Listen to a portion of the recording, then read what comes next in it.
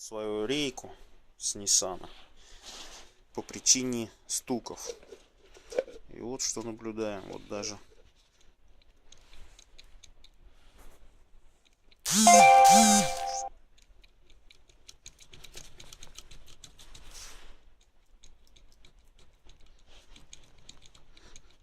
барахтается, как карандаш в ведре. Стояла вот такая родная втулочка.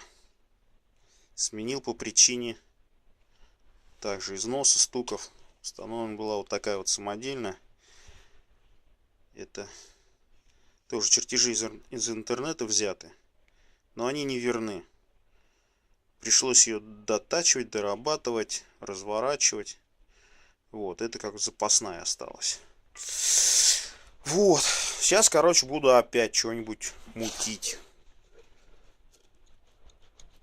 Разберу, достану, наверное, поставлю обратно вот эту втулочку. Подмотаю под нее из бутылки, из пивной, пластиночку, чтобы подприжать. Вот. Посмотрим, что получится.